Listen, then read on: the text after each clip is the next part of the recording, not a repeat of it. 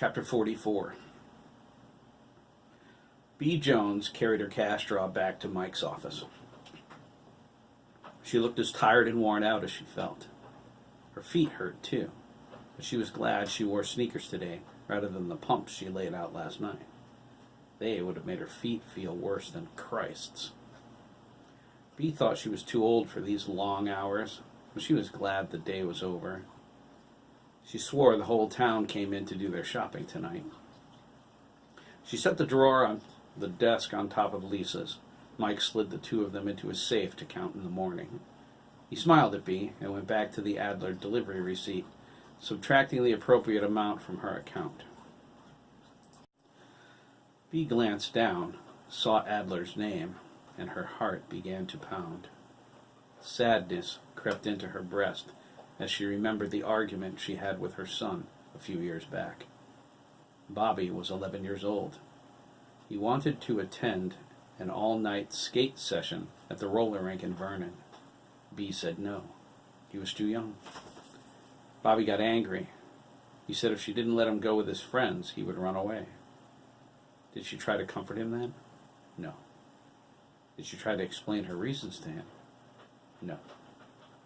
Did she even bother to listen to what he was saying to her? No, I didn't, Bea sadly thought. Instead, she opened the front door and told Bobby to run away. That's what he wanted. She figured he would come home when he got hungry and had time to cool off. But she never saw him again. How could I be so callous, so hateful? Bea thought. Maybe she went looking for him? There was something in her memory, a shadow. She reached for it. It was just beyond her thoughts, where she could almost touch it. She was walking down Grady Lane with a flashlight near the farmer's field. "Bobby!" she called for the 100th time. She froze, hearing muffled laughter. Slowly, she turned the light toward the field. A man in a ski mask was holding Bobby's remains. His head was gone. He lifted Bobby's limp arm and jiggled it up and down, waving at her. "I'm right here, Mommy," the man laughed in a creepy falsetto. He made his voice crack, just like Bobby did whenever he got emotional. He hated that. He hated puberty more than any boy ever did. Bea sucked in a lungful of cool night air and was about to scream bloody murder when she realized the man wasn't alone. There was a woman with him. She was standing in the shadows. Her eyes exploded with midnight blue brilliance. Bea felt something like fingers reaching inside her brain. She tried to scream, but she couldn't move. She was frozen in time like a statue. Only her eyes were free. They darted around, panicked, but then focused on the woman's hand. The woman was carrying... No, Bea whispered. Bobby's head. "No!" Bea cried in the doorway to Mike's office. She swooned and nearly fainted. Mike jumped up and caught her. He shook her gently. "Bea!" And her eyes snapped open. Her face distorted and she fell against Mike's chest, sobbing. Dan was mopping the floor in the vegetable aisle. He appeared, a worried look on his face. Lisa fell in behind him. Mike waved them away. Old Ted took their place. His face was stern. His body language conveyed his anger. He volunteered to walk Bea outside for some air. He slipped his wrinkled, dry hand across her shoulders. She leaned into him. He led her away. Mike scratched his head.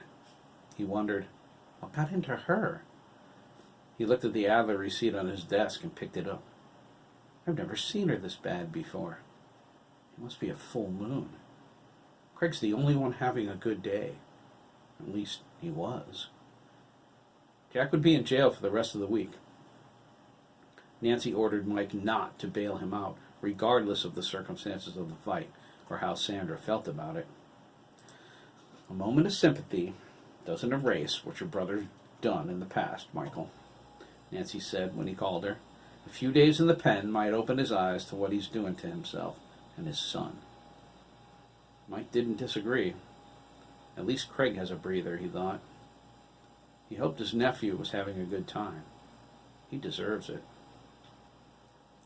Sandra's suspicions about Hiram made little red flags pop up in his mind. He bit his tongue, and he didn't tell Nancy what they suspected. Mike didn't want to upset his mother any more than she already was. Besides, Hiram was innocent until he dug up some proof of wrongdoing. He made a call to Arthur Kelly, but he wasn't at the hardware store. Mike left a message on his cell phone's voicemail. Hopefully, Arthur would call tonight, or maybe tomorrow. "Can I go now?" Dan asked, reappearing in the doorway. His voice completely cleared Mike's thoughts. "Are the floors done?" Mike asked. He was still a little mad about the office business from before. "Spotless," Dan replied, smiling a peace offering at his boss. "All right, Mellon," he said. "Get out of here before I remember how mad at you I was for trying to murder my desk with your phone." "I'm sorry about that, Mike," Dan said. Out!"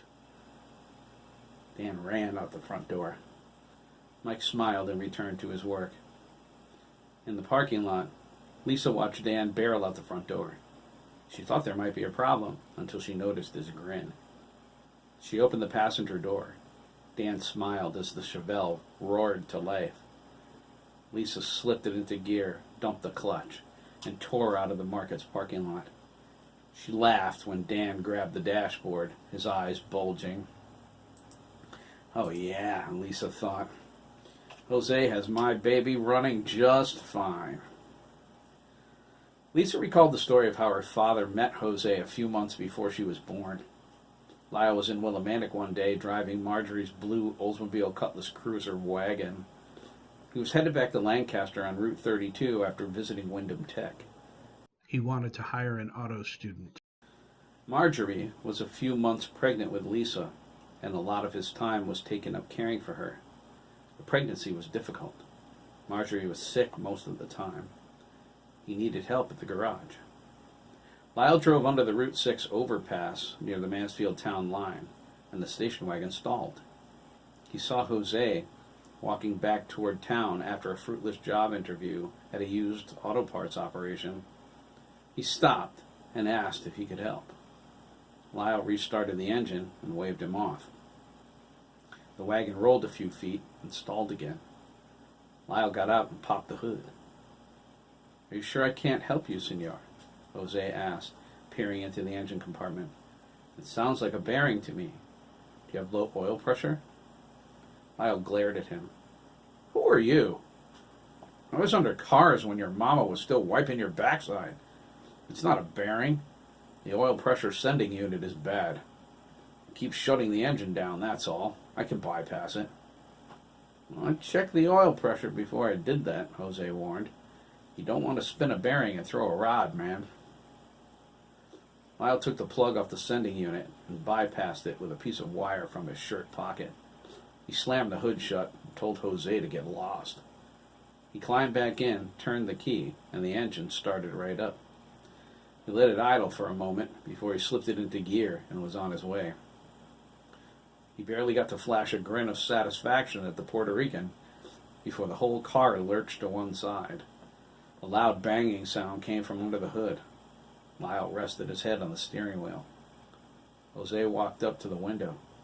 "You threw a rod, man," he said, shaking his head.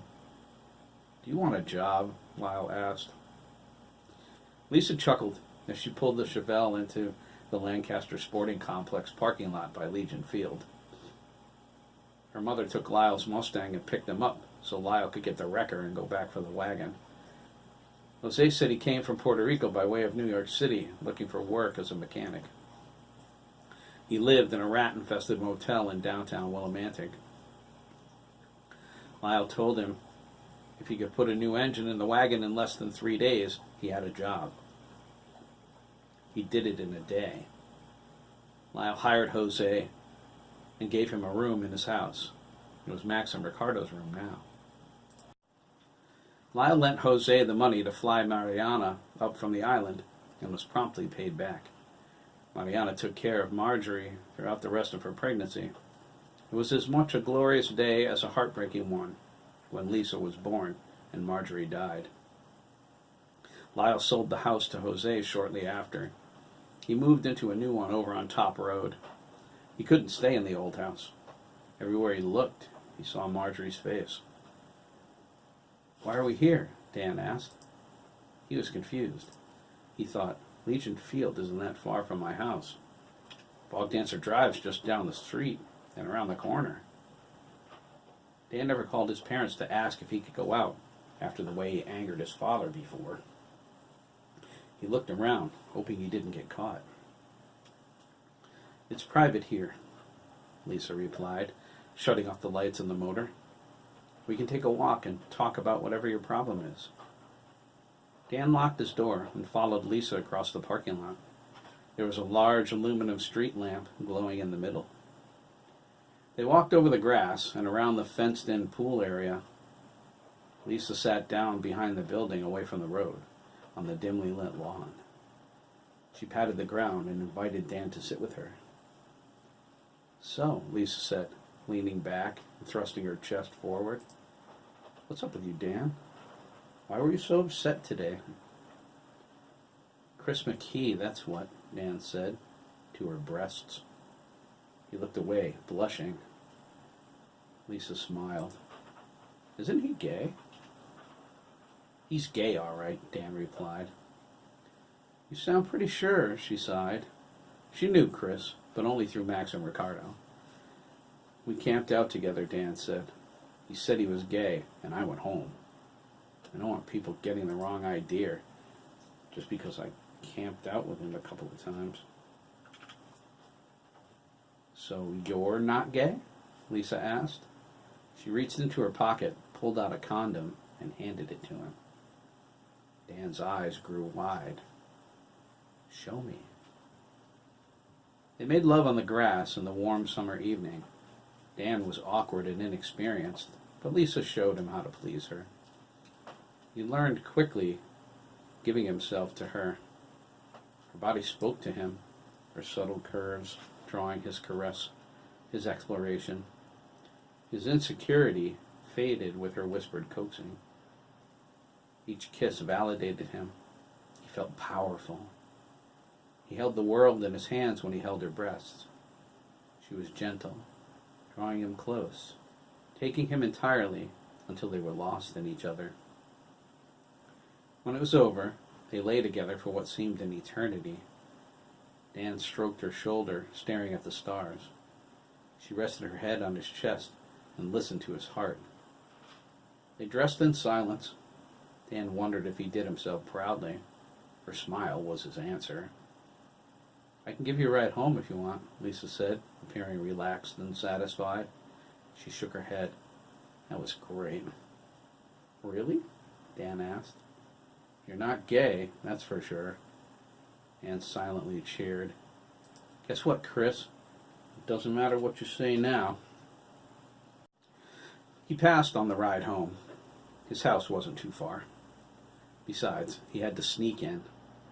If he made it to his room before his mom and dad saw him, he could claim he was home when he was supposed to be.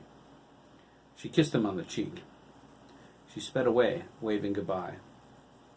Dan whistled as he walked across the parking lot. He didn't have a problem in the world.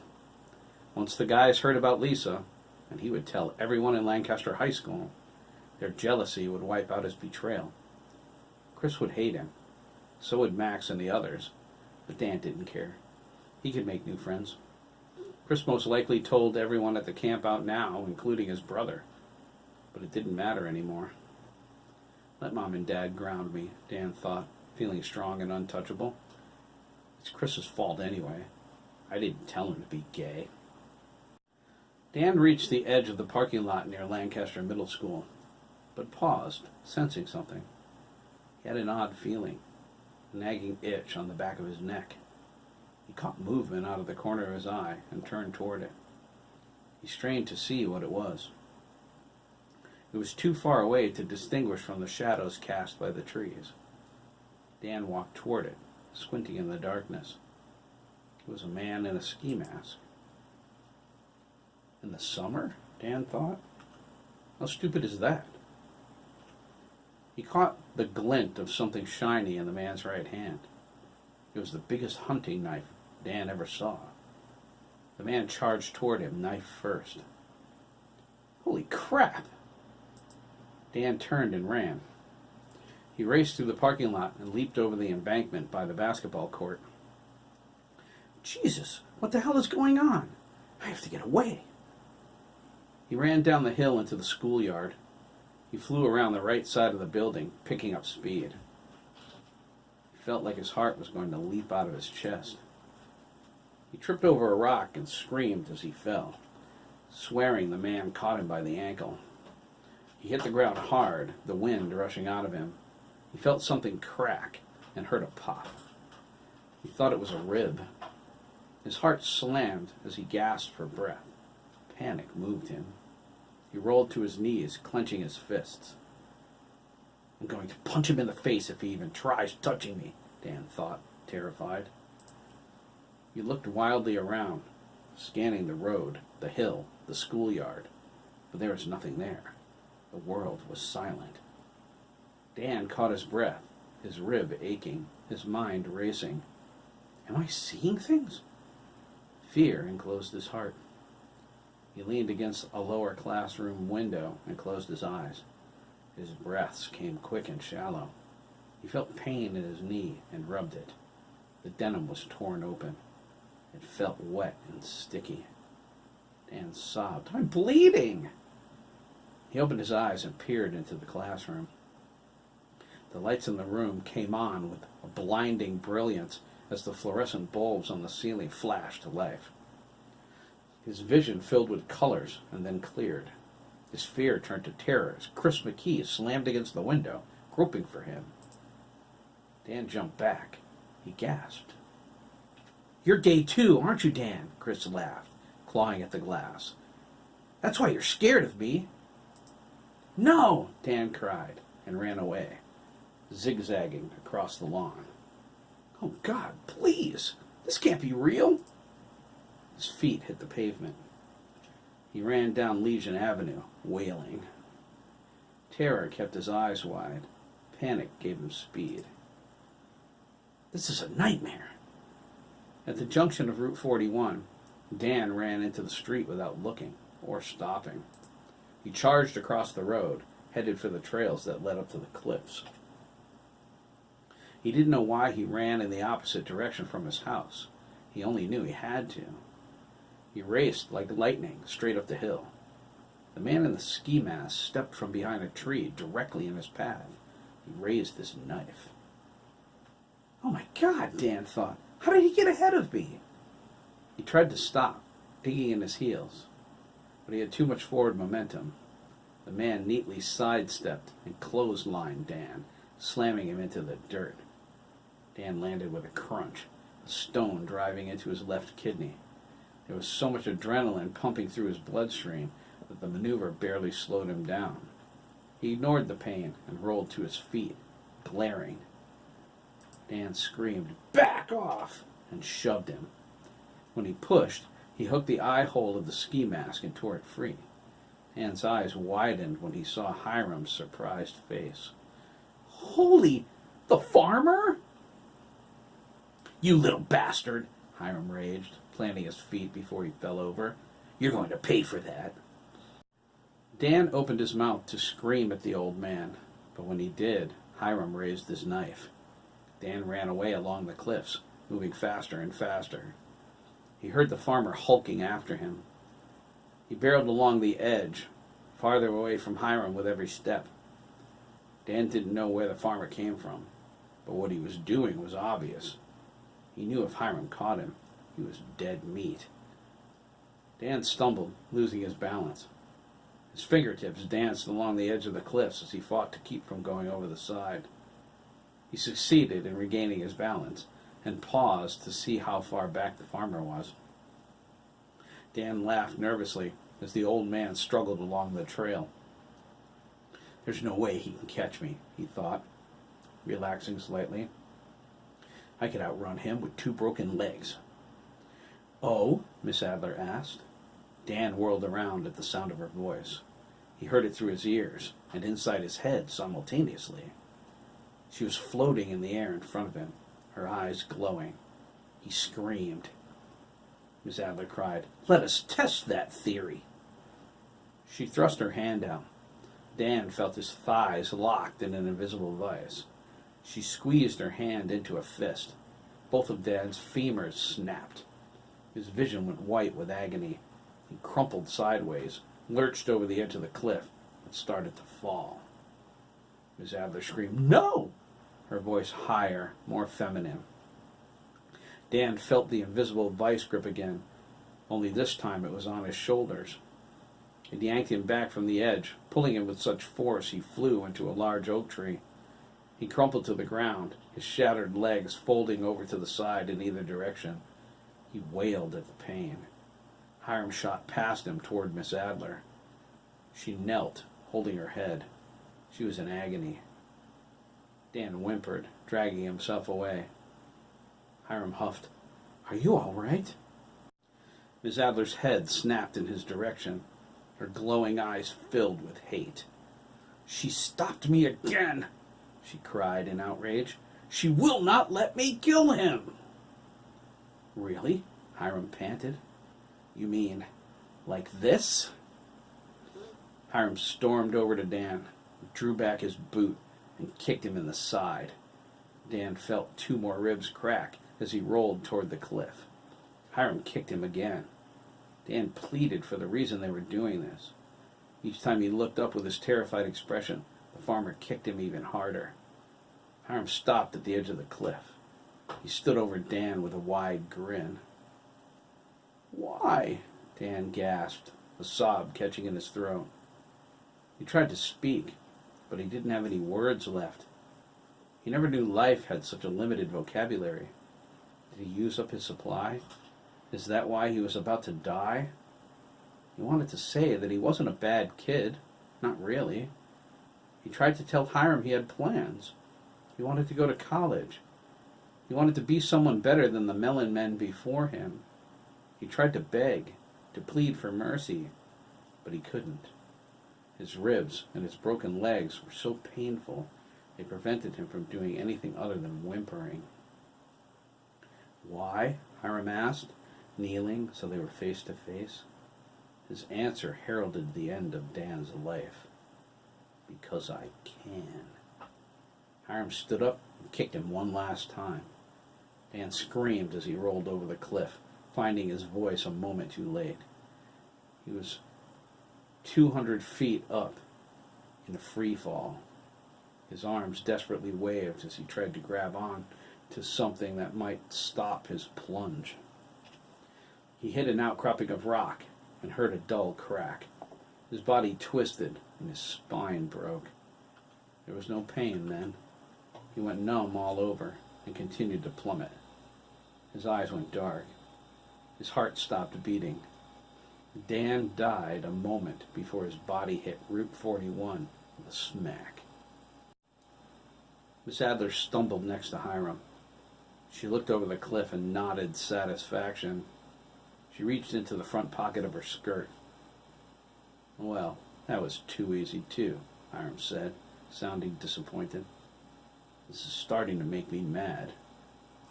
Miss Adler ignored him. She withdrew a syringe and removed the bright orange cap. She held the needle up to Hiram's face. He stared at it, nodded, and she let it go. It hovered in the air like an angry wasp. Hiram followed its motion as it flew over the cliffs. The needle lodged itself into Dan's temple. The plunger pulled back, filling the reservoir with the familiar pinkish liquid. The syringe popped out and flew back up to them. It paused in the air before gently lowering into her hand. She slipped the cap back on. "Neat trick," Hiram remarked. Another piece of God? Oh, yes, Miss Adler replied. Her eyes dimmed to brown. Trauma is the key, Hiram. You served me well. I owe you. You protected me all these years. Miss Adler smiled. A state police cruiser approached from Milliken Road. It was Robert Bigelow on his way home from work. He turned left onto Route 41, his headlights cascading over Dan's body. Time to go. We're not finished? Hiram asked, his frustrated expression turning hopeful. Not yet, Miss Adler replied, walking toward the trail that led down to Route 41. A group of boys camping out in the woods? Honestly, Hiram, do you think we can ignore such easy prey?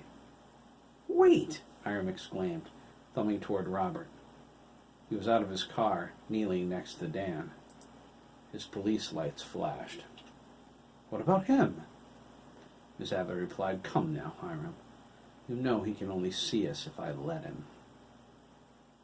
Hiram followed her closely, his hands sweating. There was something in her eyes he never saw before, something that mirrored his own desire to kill. Whatever research it was that involved the murder of so many boys had to be something incredible. Is she a witch? Hiram couldn't care less. As long as he could molest who he wanted and kill when he wanted, she could be the devil herself.